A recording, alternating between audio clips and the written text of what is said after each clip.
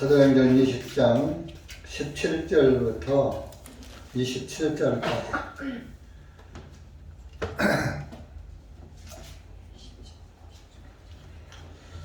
17절 다 같이 읽으시겠습니다. 시작. 그가 밀레도에서 사람을 에베소로 보내어 교회의 장로들을 청하니 그들이 그에게 오므로 그가 그들에게 말하기를 너희는 내가 아시아로 들어온 첫날부터 지금까지 어떻게 너희와 함께 지내왔는지를 아나니 곧 온전히 겸손한 마음과 많은 눈물로 주님을 섬기고 유대인들이 나를 해치려고 모략하는 시험을 당해가면서 주님을 섬기며 너희에게 유익한 것은 무엇이든지 숨기지 아니하고 보여주었고 또 공중 앞에서나 집집마다 다니며 너희를 가르쳤으며 유대인들과 그리스 사람들에게 하나님을 향한 회개와 우리 주 예수 그리스도를 향한 믿음을 증거하였느니라. 이제 보라 내가 영 안에서 매임을 받아 예루살렘으로 가노니 거기서 나에게 무슨 일들이 일어날지 알 수 없노라. 다만 성령님께서 각 성읍에서 증언하시기를 결박과 고난이 나를 기다리고 있다고 말씀하시리라. 그러나 이런 일들이 결코 나를 움직이지 못하며 또한 내가 나의 생명까지도 귀한 것으로 여기지 아니하노니 이것은 내가 나의 달려갈 길과 주 예수님께 받은 사역 곧 하나님의 은혜의 복음을 증거하는 일을 기쁨으로 끝마치고자 함이라. 이제 보라 내가 너희 가운데 다니면서 하나님의 왕국을 선포하였으나 이제는 너희가 모두 내 얼굴을 다시는 보지 못할 줄을 내가 아노라. 그러므로 내가 이날 너희로 하여금 증거하노니 내가 모든 사람들의 피로부터 깨끗하도다. 이는 내가 지금까지 회피하지 아니하고 하나님의 모든 계획을 너희에게 밝히 말해 주었기 때문이라. 기도하시겠습니다. 사랑의 주 예수님 감사합니다. 오늘도 주님의 은혜와 사랑 가운데 모였습니다.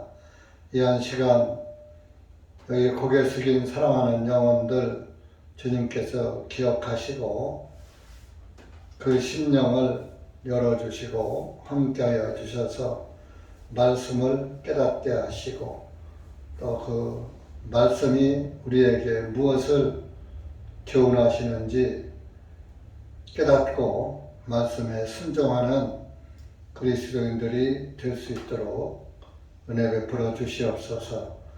이 한 시간도 말씀을 사모하는 심령 위에 주님께서 함께하여 주실 줄 믿습니다. 이 한 시간 예수님의 이름으로 감사하며 간절히 기도하옵나이다. 아멘.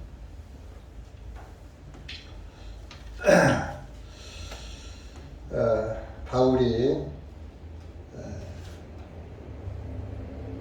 밀레도 땅에서 이제 에베소 교회로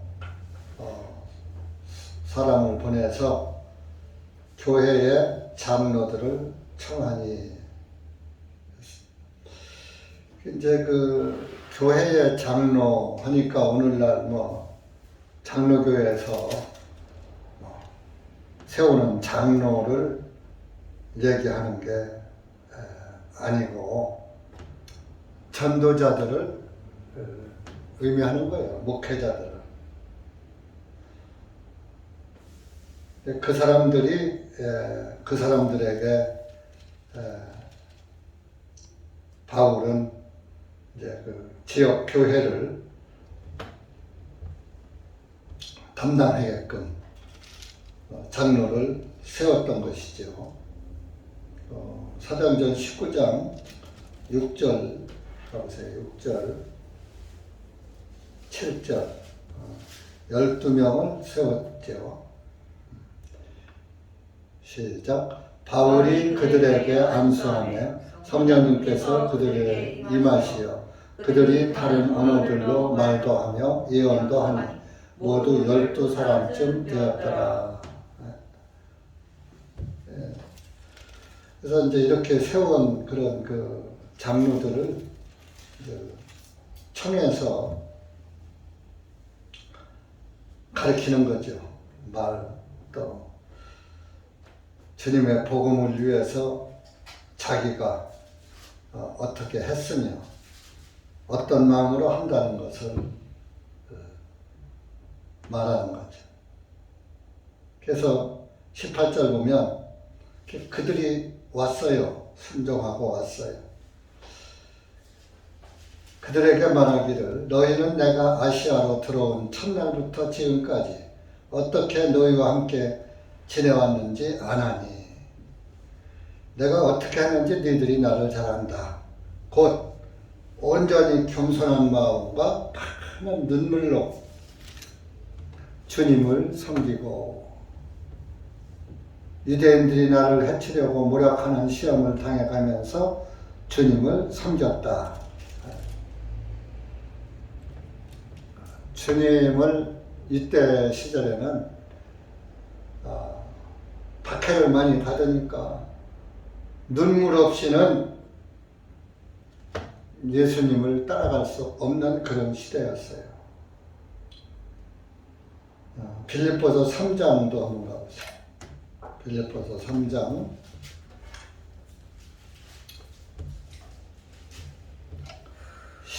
16절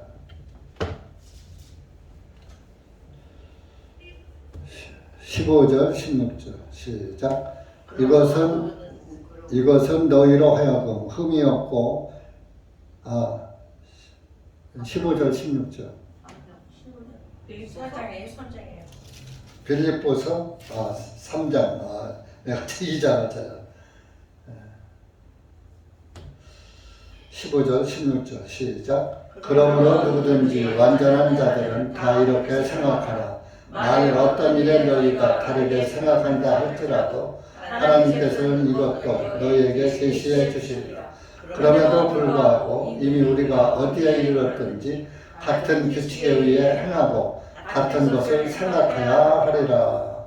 그래서 이제 한 마음이되어야 한다 이런 얘기죠. 같은 것을 생각해야 돼. 우리는 성경에서 예수 그리스도의 복음의 진리는 하나이기 때문에 그 하나의 진리를 믿는 사람들은 생각이 다 같아요. 근데 그 진리를 믿지 않는 사람들은 생각이 같지가 않죠. 복음을 위해서 살려면 많은 눈물도 흘려가면서 주님을 섬겨야 된다. 유대인들은 어떻게라도 해치려고 중상모략하고 그래서 이 신약 시대만 그런 것이 아니라 구약 시대에도 에레미야 선지자 눈물의 선지자라고 하잖아요. 눈물을 흘리면서 울면서 이스라엘 민족에게 하나님의 말씀을 전했던 거예요. 안타까운 심정으로. 그래서 하도 안 들으니까 에레미야 나 이제 이런 말을 하지 말아야지. 오늘날로 말하면 내가 복음을 말하지 말아야지. 복음을 말하지 않으면 박해도 없는데 내가 왜 자꾸 복음을 얘기하면서 박해를 받는가. 그런 뜻이죠. 우리 예레미야 20장 가보세요.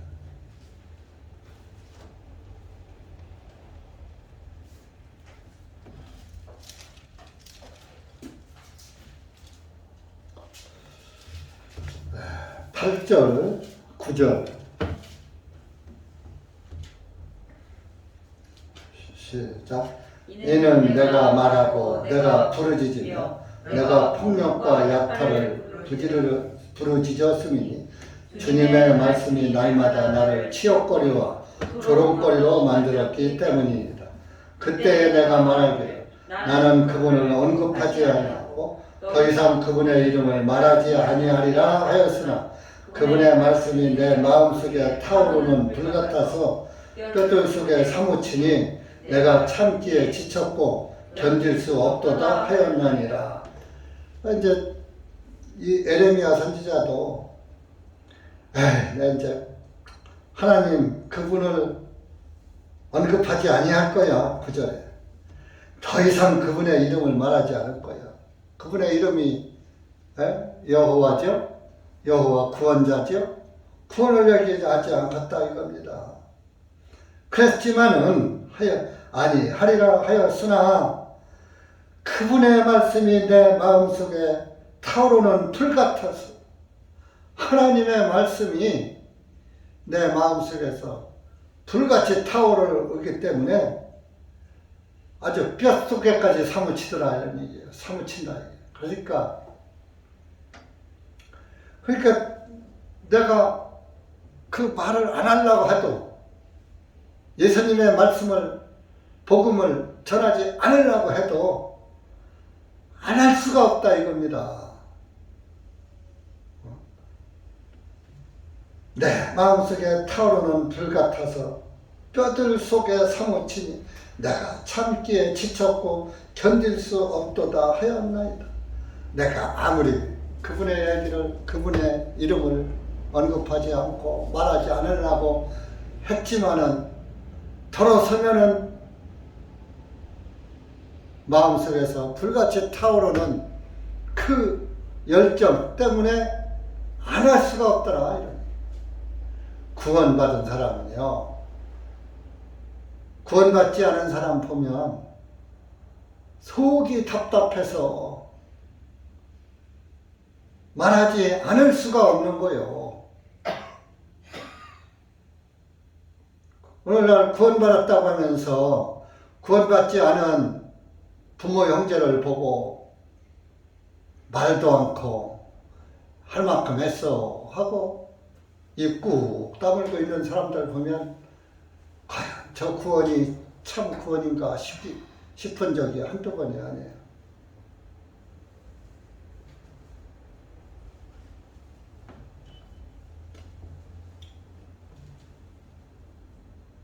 상대방이 구원받을 때까지 말을 해야지 되는 거예요. 왜 포기해요? 포기가. 불같이 마음속에 타오르는 불같은 복음의 열정이 없기 때문이라 이겁니다. 여러분들이 구원을 받으셨다면 입 다물고 있으면 이사야 그 말씀에처럼 벙어리 개나 마찬가지예요.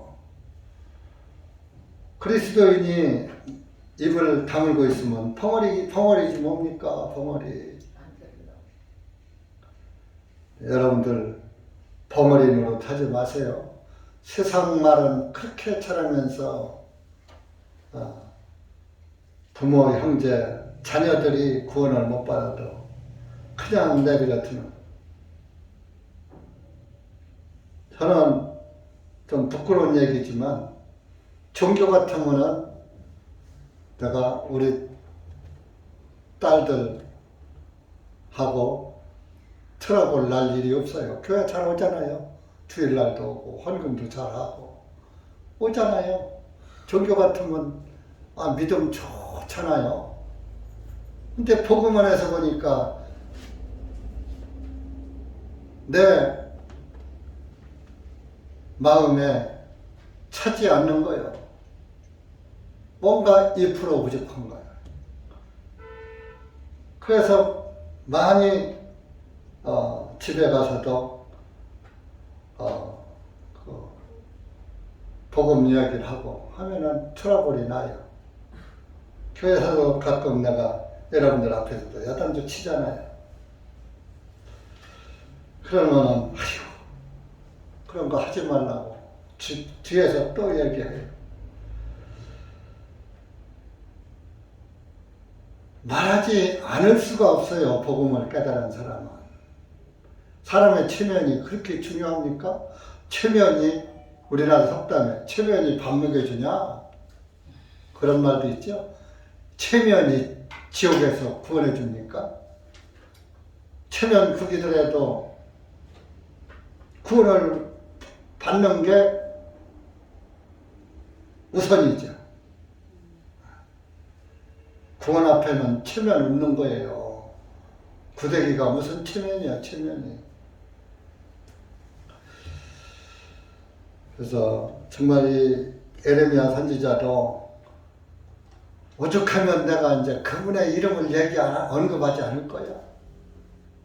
그분의 복음을 말하지 않을 거야. 했다가 또 속에서 불리듯 일어나는 하나님의 말씀, 복음의 말씀이 불같이 타올라서 안 할 수가 없더라, 이런 얘기입니다.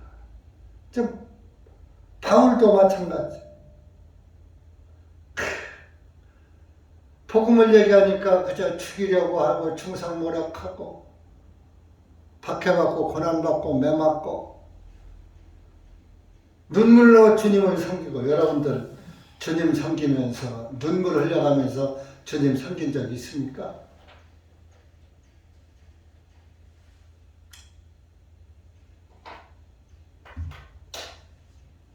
그러면서 20절 보면은 이제 얘기하는 거야.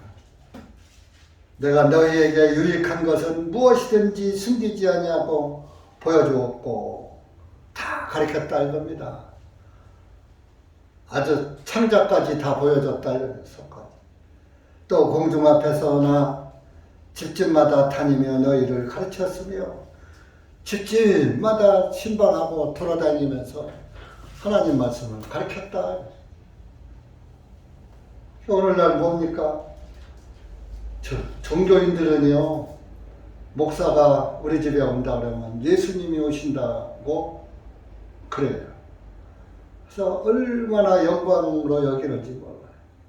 근데 우리 교회는 제가 능력이 없어서 그런가 봐요.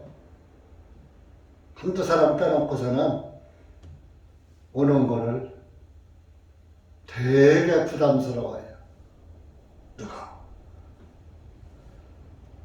심지어 어떤 사람들은 한 번도 그 집에 발도 못 디뎌본 그런 적이 있어요.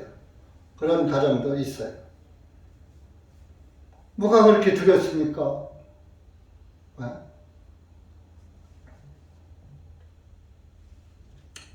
그것은 복음이 최고가 되어 있지 않기 때문이에요. 그러니까 초대교회는 집집마다 날마다 돌아가면서 모였고, 예루살렘 교회. 그러니까 지금 이 사도 바울은 구원 시켜놓고 전도해놓고선 그냥 놔두면 안 되잖아요. 집집마다 돌아다니면서 가르쳐줬다. 아주 속에 있는 거 다 보여줬다 이겁니다.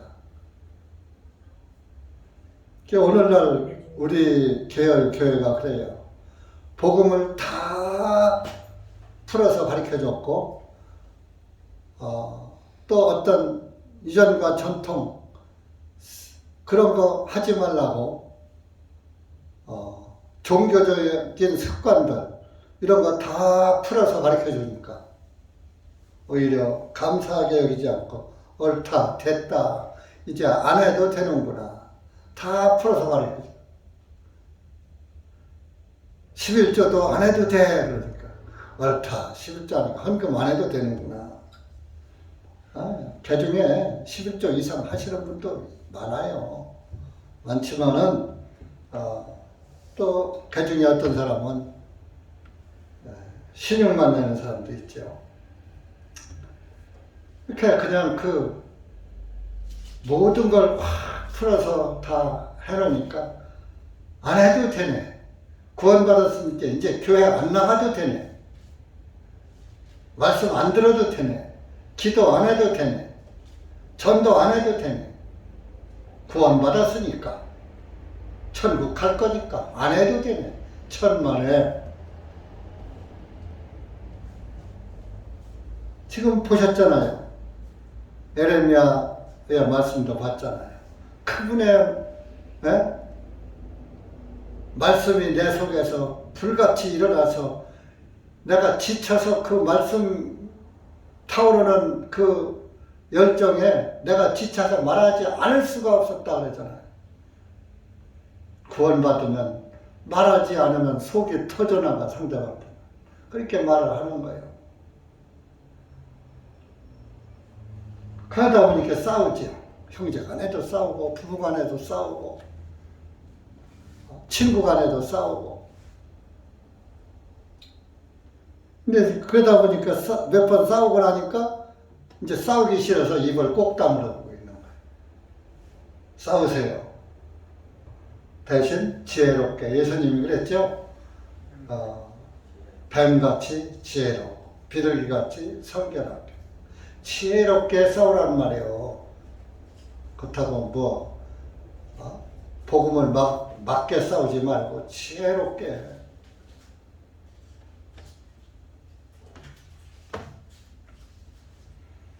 모든 걸 다 풀어주니까 앉는 게 복음이야, 이제. 그래서 정신을 아주 놓고 살아. 그것은 온전한 복음이 아닌 거예요. 온전한 복음은 변하지 않고 시종일관 똑같은 거예요. 항상 그 마음이 주님께 가 있는 거예요.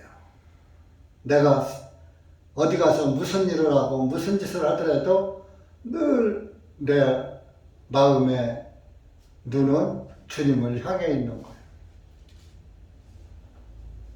순간적으로 인간인 이상 순간적으로 나도 모르게 화도 날 수 있고 안 할 말도 할 수가 있기는 합니다. 그러나 그 순간 지나가면 아이고 내가 잘못했구나 하고 돌이킬 줄 아는 게 그리스도인이에요. 그것을 회개라고 하는 거예요.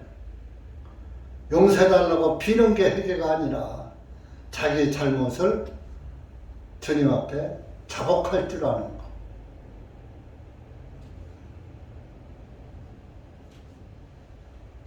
그러면서 예수님을 증거해요.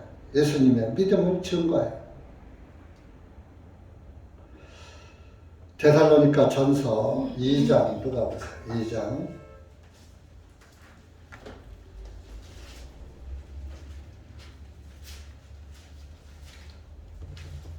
7절 8절. 사도 바울은 이런 심정으로 복음을 전했어요. 시작. 오직 너희 중에서 마치 한 유모가 자기 자녀들을 돌보는 것 같이 우리가 부드러운 자가 되었느니라. 이같이 우리가 너희를 사모하여 하나님의 복음뿐 아니라 우리 자신의 혼들까지도 기꺼이 너희에게 주고자 하였던 것은 너희가 우리에게 소중한 자들이기 때문이라. 너희들이 얼마나 소중한지 내 생명까지도 내어주고자 했다. 우리 자신의 혼들까지도 기꺼이 너희에게 주고자 했던 것은 너희가 우리에게 소중한 자이기 때문에 내 생명까지도 내어주려고 했다. 여러분, 내 생명같이 소중한 사람이 내 주변에 구원받지 못한 사람 없습니까? 생명 걸고 복음을 전해야지 돼요. 사랑한다면, 소중히 여긴다면. 그러지 않으면 그것은 소중한 게 아니에요. 참 소중한 게 아니에요. 지역하든지 말든지.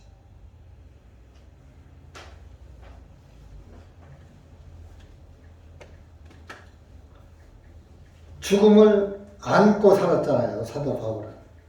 죽음과 동행하는 삶을 사는 거예요. 죽기를 각오하고 복음, 그렇게 결론적으로 순교하잖아요.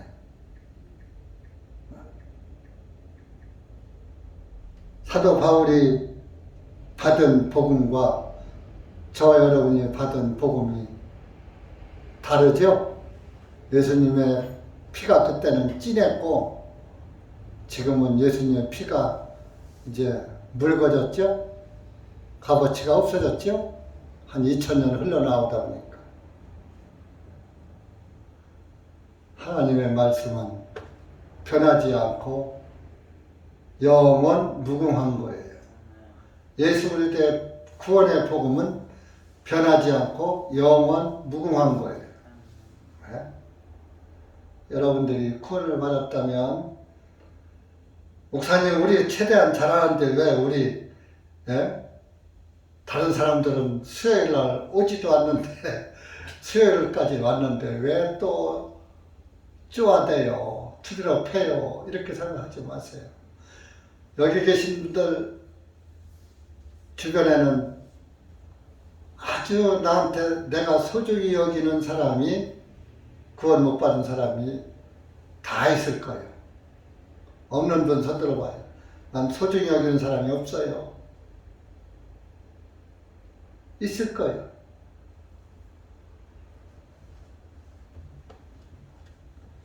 그럼 그 소중히 여기는 사람을 위해서 눈물로 주님을 섬기면서 눈물로 복음을 전해봐요. 상대방이 감동 하나하나.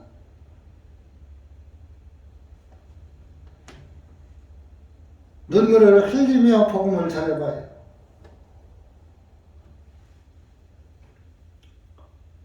그런 심정으로 복음을 전해보세요. 구원, 예수님이 우리를 구원하실 때 그냥 대충 우리를 구원했나요? 그분이 생명을 내어놓고 내어주어서 우리한테 내어주고 우리를 구원한 거예요. 그분이 나 때문에 돌아가신 거예요. 누굴 위해서 그분이 돌아가셨습니까? 피 흘려서? 나 때문에.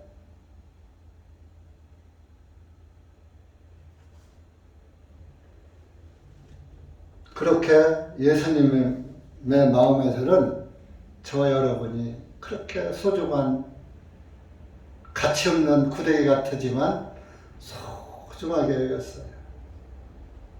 근데 육신의 그 소중함은 육신적으로 소중히 여기는 건 그건 뭐 별 의미가 없어요.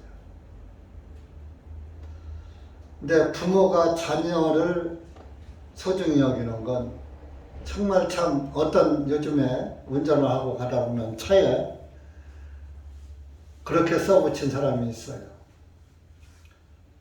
만약에 우리가 위급한 상황에서는 우리 애기들을 먼저 구해주세요. 그렇게 써놓은 차를 손 들어봐. 만약에 차가 사고가 나면 나를 먼저 구하지 말고 우리 애들 먼저 구해달라. 써붙였어. 그게 부모의 사랑이고 심정이고 그만큼 내 생명보다 자녀의 생명을 소중하게 여기기 때문이다.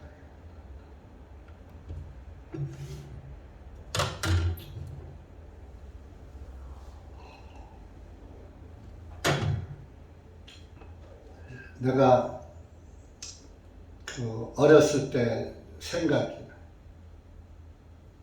내가 어렸을 때는 우리 동생들이 그렇게 많지 않았죠. 그러니까 귀여움을 되게 많이 받고 살았어요. 우리 시골집 마루에서 우리 어머니는 아들을 낳아놓고 많이 안아주지도 못했어요. 왜? 고모가 넷이죠. 할아버지, 할머니, 삼촌, 그러니까 첫 번째 손자니까, 딸도 아니고 손자니까 귀여워가지고 땅바닥에 놀 새가 없는 거예요. 그러니까 며느리한테는 젖 먹일 때나 안아보지 평소에는 안아볼 겨를이 없는 거예요. 이 사람 저 사람이 뺏어갔어요. 그때만 해도 시집살이 할 때 아니에요. 지금도 어렸을 때 그게 어렴풋이 기억이 나. 마루에서 나를 이렇게 하고 귀여워가지고.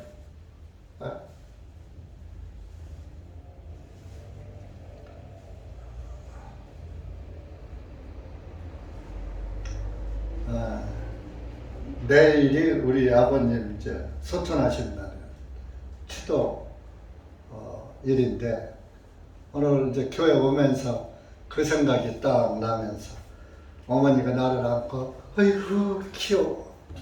우리 이은자 자매님 막내 아들 아이고 귀여워 하는 똑같은 거. 그렇게 귀엽다며. 네? 속은 제일 썩이는데 제일 귀엽다며.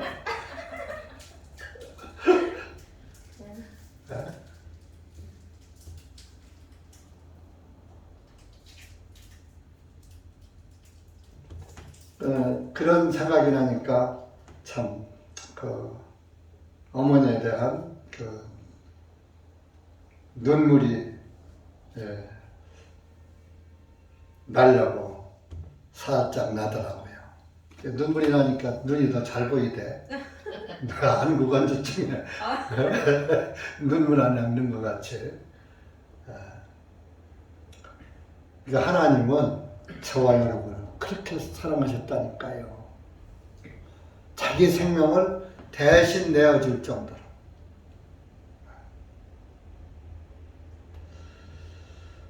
그러니까 여러분들도 사랑하는 내 곁에 사랑하는 부모, 형제, 처자가 있으면 그들을 위해서 눈물로 기도하면서 눈물로 전도해 보세요. 진정으로.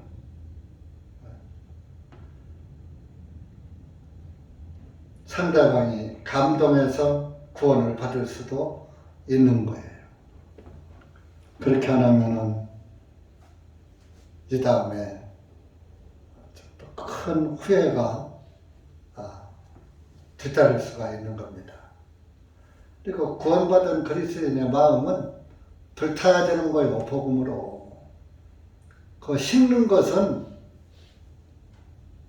좀 이상한 구원이에요. 식어지면 안 되는 거예요. 단 성숙해질 수, 성장하면 성숙해질 수 있어요.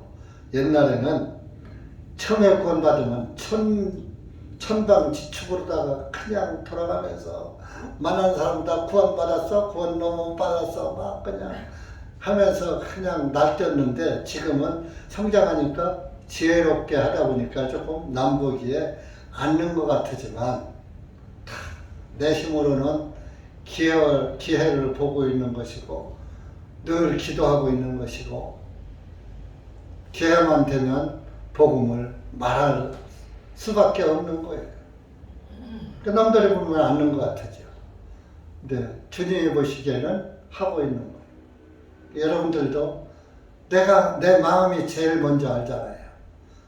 내 양심이 제일 먼저 알잖아요. 내가 복음을 위해서 불같이 뜨거운 마음으로 복음을 사랑하고 그 한 영혼을 사랑하고 있는가 없는가 하나님이 아시고 나 자신이 먼저 아는 거예요. 내 마음에서 식었으면 벌써 식은 거예요. 그 식는 것은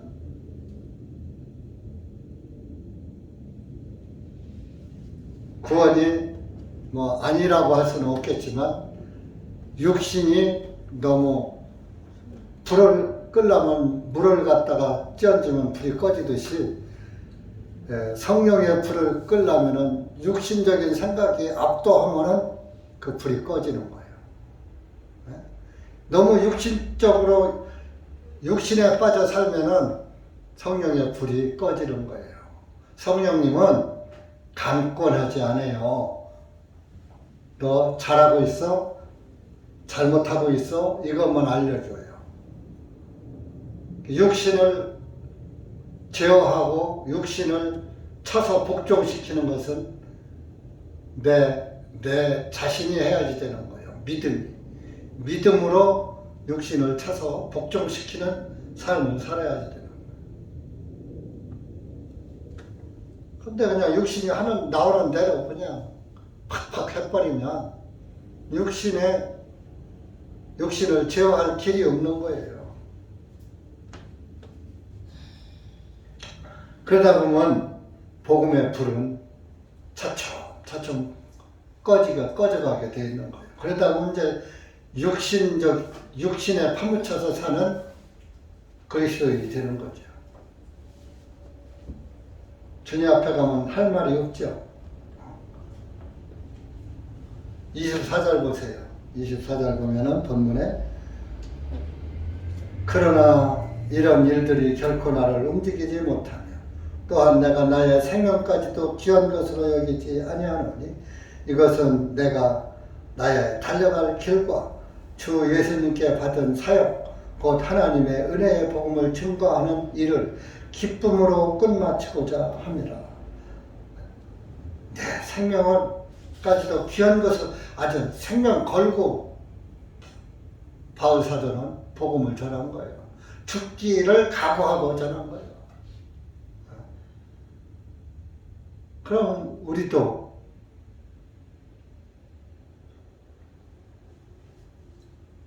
바울처럼은 못하더라도 한 반이라도 좀 따라가야지 될 거 아니에요. 반.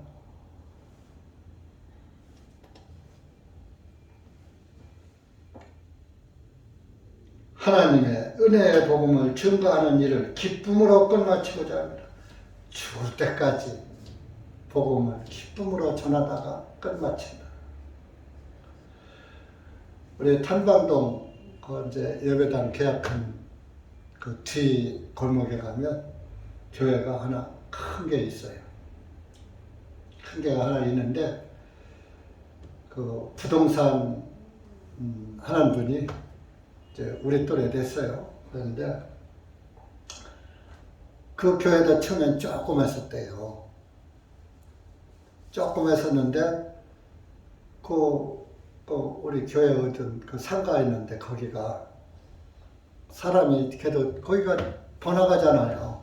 탄방도 그쪽에서는 대로변이니까. 날마다 교회 여자분들이, 그때 교회 안 다니니까 뭐 그러잖아요. 교회 여자들이 그 사모님이랑 그 목사 부인이랑 이렇게 얘기하는 거예요. 나와서 전단지 나눠주면서 차 끓여서 지나가는 사람들 차 한 잔씩 주면서 날마다 나와서 그렇게 전도를 했다는 거예요. 하더니 저렇게 커졌다는 거예요. 몇 년을 그렇게 하니까 그 옆에서 하나씩 건물을 사더니 저렇게 크게 지었다는 거예요. 이제 앞으로 이사 가면 그 이름은 또 새생명교회인가 그래요. 이름은 또 그럴싸하게 지었어요. 그런데 좌우지간 그러한 그 전도의 열심을 가지고 개척 당시에 교인들이 열심을 냈기 때문에 종교라도 전한 거예요. 종교는 종교를 전하고 복음은 복음을 전하는 거예요. 그러니까 근데 우리 교회는 뭡니까? 그냥 일주일 내내 육신에 파묻혀 살다가 수요일날 하러 오고 일요일날 하러 오고 육신의 일은 열심을 죽기를 각오하고 육신적인 일에는 뛰어들면서 복음을 전하려고 하는 마음은 안 돼요. 안 돼요. 안 돼. 해봤지만 안 돼.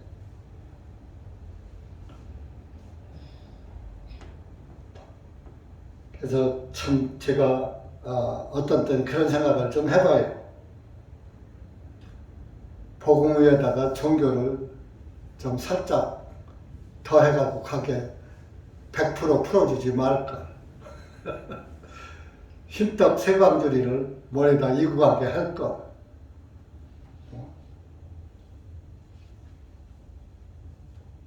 근데 뭐요? 성경을 보면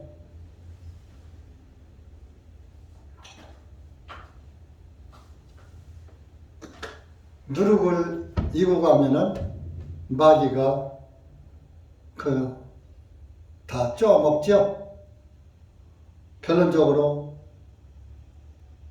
빵 맡은 그 관원장은 구원을 못 받잖아요.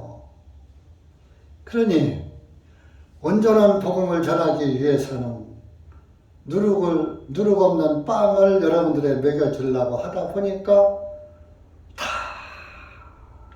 까발려서 속까지 다 까발려 먹여 그러니까 그것을 감사로 여기고 복음에 더 열심을 내야지 되는데 오히려 더 뒤로 물러가 침륜에 빠지더라. 그런 걸 보면서 그 종교를 복음 위에다가 종교를 살짝 얹어 갖고 가는 교회는 부흥이 돼요. 변동이나 저쪽 월평동이나 여러분 알아듣죠?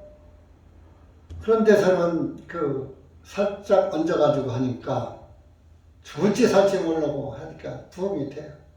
우리는 그걸 다 제거하고서 순수한 것만 먹여주니까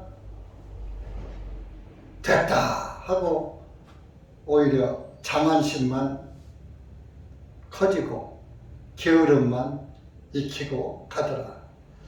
그래서 어떤 때는 한 1, 20% 남겨놓고서 했어야 하는데 그런 생각도 육신적인 생각을 들을 때가 있어요. 그렇다고 그렇게 한다는 것은 아니에요. 어쨌든 몫은 각자의 몫이니까. 네? 여러분들이 복음 전도 안 돼 하지 말고 하여튼 어떤 상황에서도 정말 눈물로 호소하고 생명을 내놓는 심정으로 복음을 위해 살면은 반드시 구원의 열매는 맺어질 것이라 확신합니다. 네.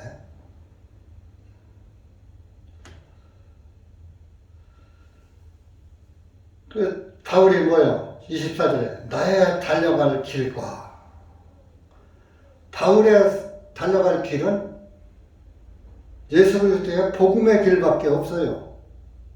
여러분들의 달려갈 길은 뭡니까? 달려갈 길이 뭐예요?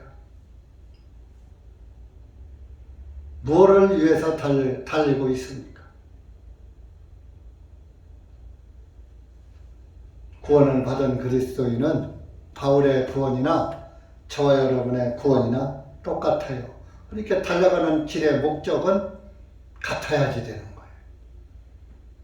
그거는 그때 사도고 우리는 사도가 아니잖아. 그때는 사도 시대니까 사도를 세웠지만 지금은 성령 시대예요. 성령 시대이기 때문에 성령님이 인도하는 대로 따라서 가는 거예요. 그것이 우리의 달려갈 길이에요. 우리가 달려갈 길이 예수 그리스도 아닙니까? 내가 길이요 진리요 생명이다 그랬잖아요. 바울의 달려갈 길도 예수 그리스도예요. 저와 여러분의 길도 예수 그리스도예요. 다른 새 길로 다니면서 세상 구경하지 말고 아주 예수님의 길이 험하고 고통스러울지라도 예수 그리스도의 길을, 고난의 길을 가야지 되는 거예요. 예수 그리스도의 길은 고난의 길이요.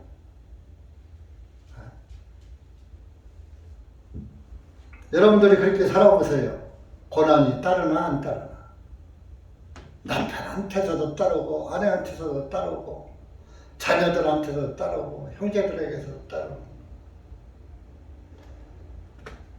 그러나 우리가 달려갈 길을 다 마친 다음에는 후회 없이 나는 달려갔다 할 정도로 우리가 믿음 안에서 살아야지 된다. 우리 히브리서 12장 찾아갑니다.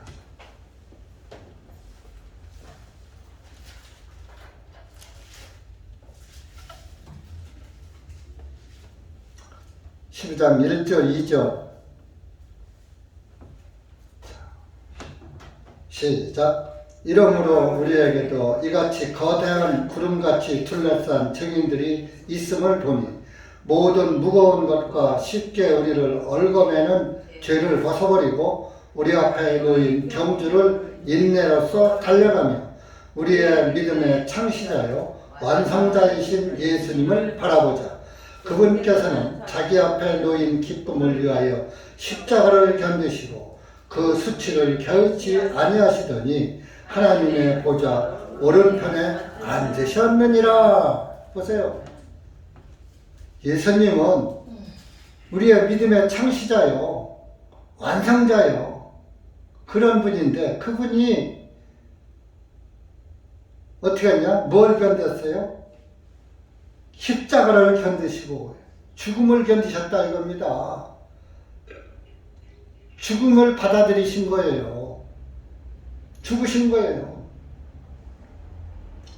수치를 겨우지 아니하시더니 이스라엘 사람들에게 뺨 맞고 침뱉힌다고 모욕은 모욕대로 얼마나 받았습니까? 하나님이 그 여러분들 전도하다가 침뱉음 받아봤어요? 뺨 맞아봤어요? 뺨 맞은 사람 손 들어봐요. 그분은 훌륭한 분.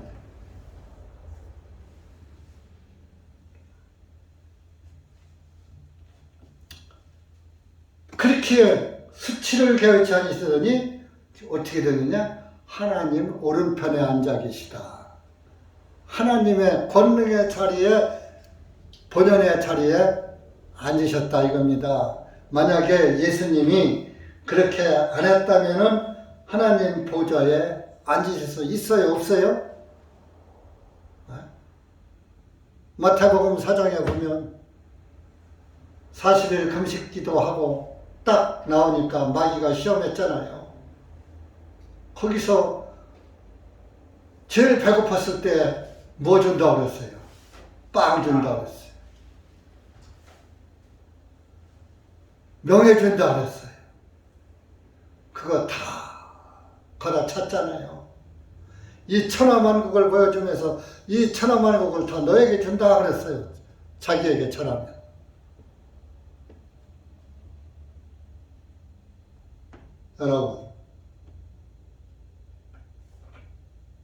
여러분들 만약에 청와대에 대통령이 초청해서 청와대에 간다면 대통령이 무슨 제시하면은 거기에 담대하게 말할 수 있겠어요? 예수님 믿지 마세요. 내가 이러이러한 큰 자리도 주고 명예도 얻고 돈도 많이 벌 수 있는 이런 위치에 앉게 해줄게요 하면은 거기서 안 넘어갈 사람 별로 없어요.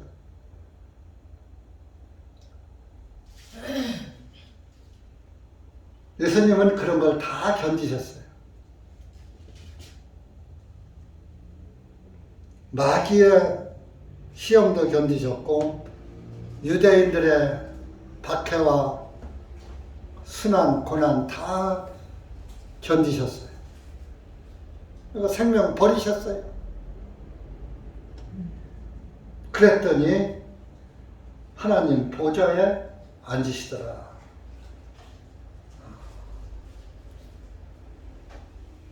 예수님이 뭐 하나님 보좌 우편에 앉았다니까 하나님 한 분 계시고 예수님이 오른편에 또 자리하고 앉은 게 아니에요.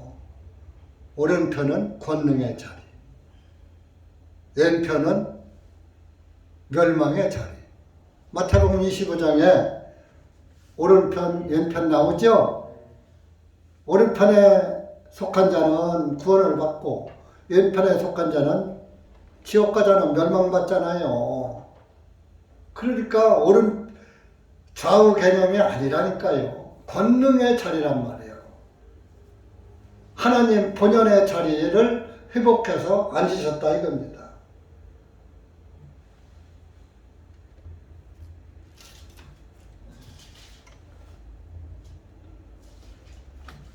사도행전 28장인가?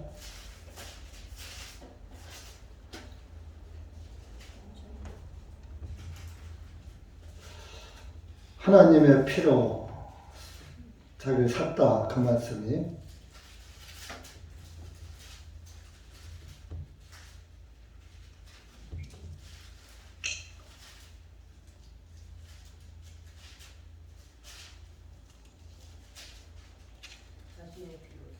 에? 20장. 에? 20장이죠? 20장 28장. 네. 20장 28절 28절을 28장으로 기억해. 28절 시작. 그러므로 너희 자신과 모든 양떼에게 주의를 기울이라. 성령님께서 너희를 그들의 감독들로 삼으시고 하나님께서 자신의 피로 사신 하나님의 교회를 먹이게 하셨느니라.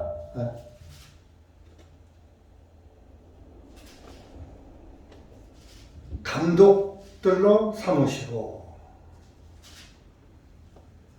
하나님께서 자신의 피로, 여기서도 벌써 보세요. 하나님께서 자신의 피로 사신 게 예수님의 피로 우리를 샀다고 했잖아요. 그러니까 예수님이 여기서도 하나님이라고 벌써 딱 나타나잖아요. 좌우 개념이 아니잖아요. 하나님의 교회를 먹이게 하셨느니라. 구원받은 교회가 하나님의 교회예요. 이 대전중앙침례교회가 한상철의 교회가 아니에요. 하나님의 교회예요. 예수 그리스도의 교회란 말이에요. 그런데 이 마귀들이 교회의 이름을 도용했어. 제가 구원받고 처음에 마릴 성도 예수 그리스도의 교회 이름이 기똥차게 좋더라고요. 야, 참 이름 잘 지었다. 알고 보니까 몰몬교야. 사입이야. 아, 또 하나님의 교회. 또 알고 보니까 안상홍이 마귀교회야. 이렇게 마귀들이 이렇게 성경 구절을 도용을 많이 했어요.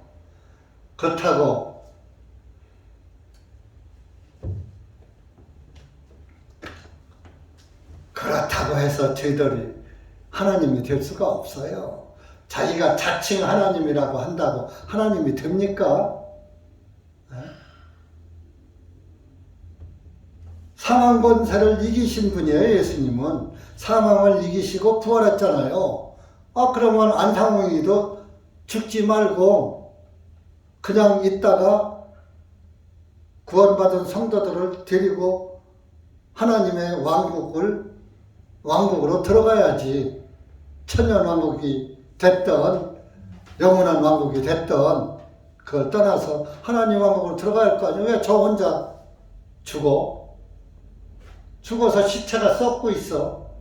예수님은 썩음을 보지 아니하시고 그랬잖아요. 예수님은 썩지 않으셨어요. 죽으셨다가 완전 72시간 3일 낮 3일 밤이 지난 후에 부활하신 거예요. 죽음을 이기신 거예요. 예수님에게는 사망이라는 죽을 자가 존재할 수가 없는 거예요.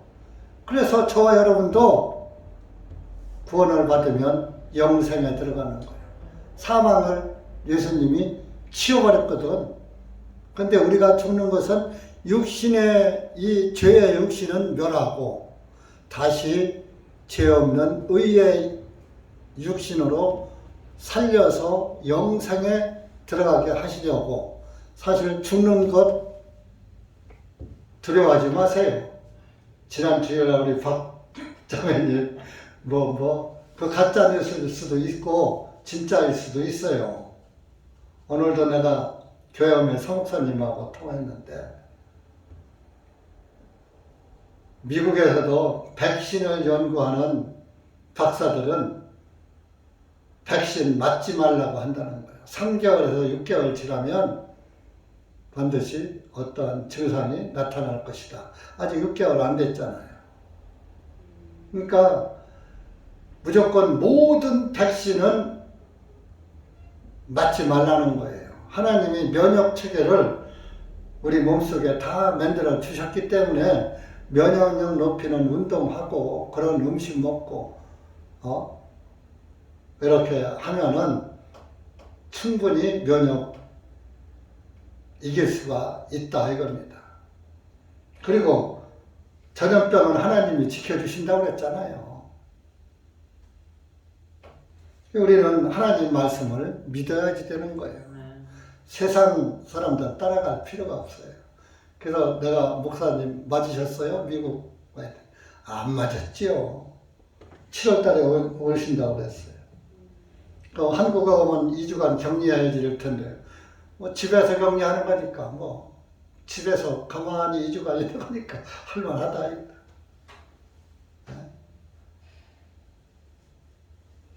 그러니까 여러분들 내가 뭐 억지로 맞아라 맞지 말라 할 필요는 없어요. 귀 있는 자는 들을지어다.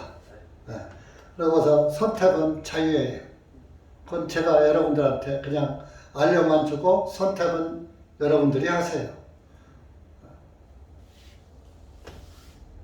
예를 들어서 뭐 미국의 과학자들도 신이 아니니까 그것이 100% 적중될지 안 될지 3개월에 6개월이 될지 2년이 될지 뭐 5년이 될지 얼마가 될지는 몰라요.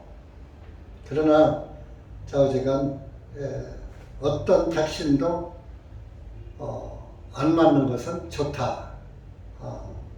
이렇게 말하고 있어요. 그래서 이번에 저도 지난 18일 날 병원에 가서 백신을 어쩌나 보느라고 물어봤어요. 의사한테.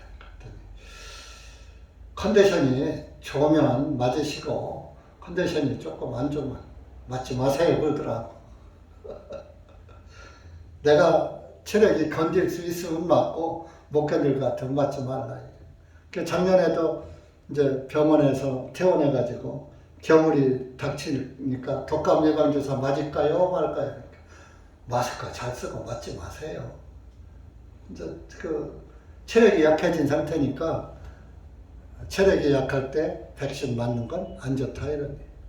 그냥 결론적으로 뭐 의사나 뭐 공무원들 학교 교사나 이런 데는 무조건 의무적으로 다 맞아야 돼. 그러니까 그건 뭐 어쩔 수 없는데 우리 개인들은 지금 뭐 국민의 한 50% 정도 51%인가 밖에 신청이 않는다는 거예요. 밖에 나가선 여러분들이 나는 안 맞을 거야 또 이러지 마세요. 맞았느냐고 하면 맞았다고 해. 뭐 말로냐고 안 맞았다고 그러면 또 상대방이 저 사람 백신 안 맞은 사람이 하고 거리를 둘 수 있으니까 그것도 하나의 지혜예요. 그러겠다가 뭐 하여튼 주님한테 맡기고 사는 거죠 뭐. 어차피 우리는 한 번 갑니다. 그러니까 이제 2030 30년까지 인구 축소 정책을 완성하려고 한다는데 뭐 만약에 30년이라면 얼마 안 남았어요. 우리 시대에 다 당할 일들이에요. 그러니까 우리가 복음 안에 살아야지 돼요. 그래서 이제 마지막 우리에게 주어진 시간들인데 마지막 주어진 시간을 예수님의 복음을 위해서 복음을 증거하는 일에 매진하다가 끝맺음을 하면 그보다 더 아름다움이 없겠죠.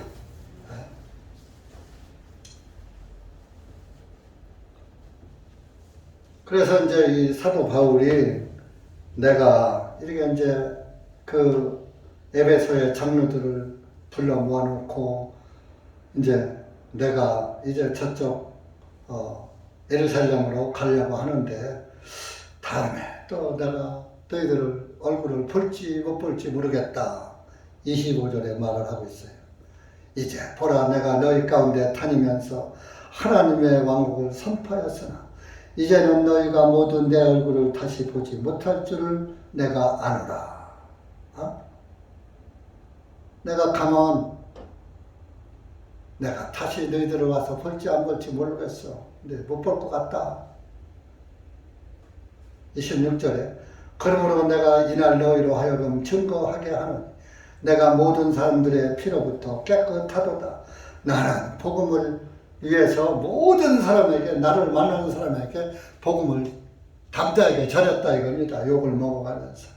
그러니까 나는 깨끗하다. 여러분들 이 26절 말씀을 잘 기억해 두세요.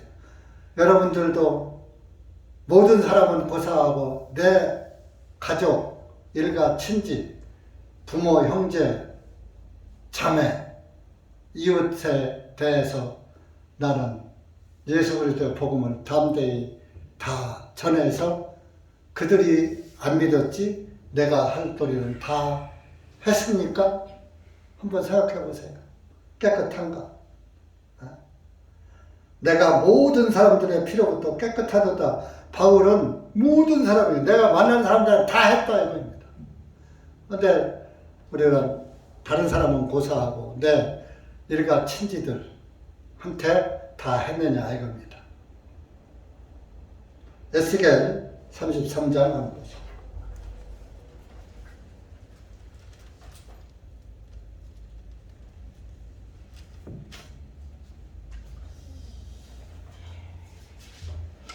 에스겔 33장 4절에서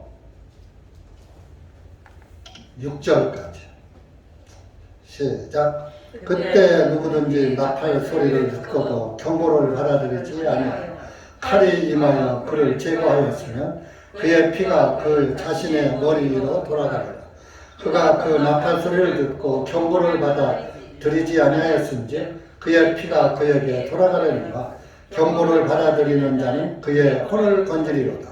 그러나 만일 파수꾼의 칼이 임하는 것을 보고서도 나팔을 불지 아니하여 그 백성이 경고를 받지 못하므로 만일 칼이 임하여 그들 가운데 어떤 사람을 취하면 그가 그의 죄악 속에서 제거되거니와 그의 피는 내가 파수꾼의 손에서 요구하리라 할지니라. 이게 뭔 소리입니까?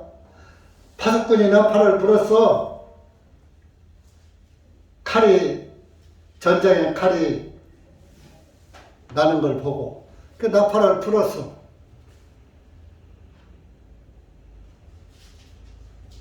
그런데 그 경고의 나팔 소리를 듣고도 피하지 않아서 피난을 안 갔다 이겁니다. 그러면은 그것은 경고의 나팔 소리를 듣고도 못 들은 척한 사람의 책임이다. 그런데 죽음의 칼이 임하는 것을 보고도 경고의 나팔을 불지 않았다 이겁니다. 그래서 경고의 나팔을 불지 않으니까 칼이 임하는 걸 몰랐잖아요. 모르고 있다가 죽음의 칼이 임해서 그 사람이 죽었다. 그러면 그 사람은 생명은 잃지만은 그 책임은 나팔을 불지 않은 파수꾼에게 책임이 있다 그런 얘기입니다. 그럼 여러분들은 파수꾼이에요. 복음의 나팔을 불어야지 돼. 자, 구원을 받지 않으면 다 지옥 가요, 안 가요? 다 지옥 가죠. 근데 지옥 갈 거 뻔히 알면서도 그 사람하고 나하고 관계 나빠질까 봐. 또 주판을 튕겨보니까 나한테 별 유익이 없거든? 이 얘기해서 오히려 손해만 볼 것 같거든? 자녀들한테 하면은 괜히 용돈도 못 얻어 쓰고, 엄마 아빠라고 하고 멀어질 것만 같거든? 그러니까 안 하고. 친구 간에 또 사이만 멀어질 것 같고, 예수만 질 것 같으니까 안 하고. 남편 간에 불화만 생길 것 같으니까 안 하고. 이따가 그 사람들, 죽음이 임한다 이거예요. 언제 죽을지 어떻게 알아? 어제도 보니까 어떤 사람이 용접하다가 위에서 철판이 떨어져서 압사해 죽었고, 그저께인가는 전 지게차가 빠꾸 하다가 치여서 죽어. 순간적인 거예요. 죽음이 언제 닥칠지 모르는 거예요.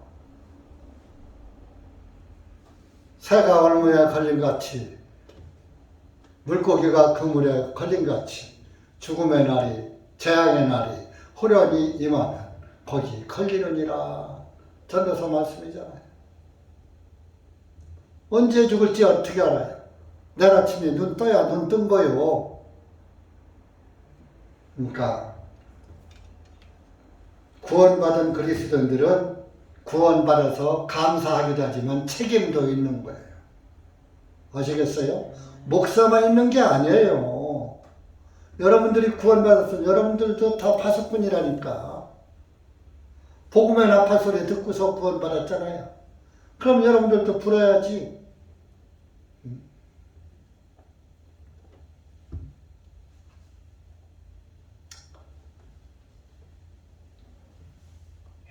그래서 이렇게 사도 바울의 이 전도를 보면서 참 사도 바울은 참 훌륭한 분이고 장한 분이에요. 나는 피로부터, 모든 사람들의 피로부터 깨끗하다.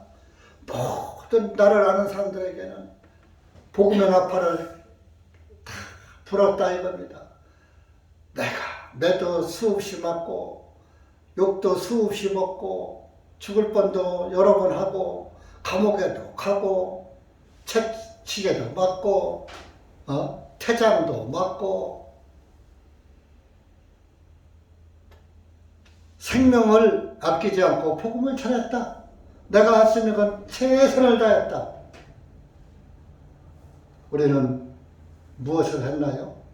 저는 이런 말씀 보면서 참 여러분들 앞에 서기가 부끄럽습니다. 목사로서 무엇을 했는가? 왜 교회를 텅텅 비게 만들었는가? 전도를 못하고. 이 시간 다시 한번 주님께 자백을 합니다. 다시 한번 마음속으로 우리 다짐합시다. 사람 눈치 보지 말고 하나님 말씀에 순종하는 그리스도인이 됩시다. 사람에게 보여주려고 하지 말고 주님께 영광을 돌리는 그리스도인이 됩시다. 기도합시다. 우리 주님 감사합니다. 오늘 이렇게 사도행전을 보면서 정말로 바울 사도의 전도의 말씀을 보면서 다시 한번 부끄러움을 감출 수가 없습니다. 육신을 살찌우는 데만 급급했고 예수 그리스도의 복음을 위해서 뺨 한 번 맞아보지 않고 감옥 한 번 가보지 않고 욕 한 번 제대로 먹어보지 않고 살면서 어떻게 복음을 전한다고 하는지, 참으로 사도 바울은 모든 사람들의 피로부터 깨끗하다고 자백을 했는데 정말로 우리는 내 가족, 친지들에게 피로부터도 깨끗하지 못한 것을 이 시간 시인합니다. 하나님 아버지, 우리가 이제부터라도 마지막 때에 육신의 생각을 물리치고 성령님의 인도함을 따라서 사람 눈치 보지 말고 예수 그리스도의 구원의 복음을 담대히 전하는 입술이 될 수 있도록 주관하여 주시고 함께하여 주시옵소서. 예수님의 이름으로 감사드리며 간절히 기도하옵나이다. 아멘.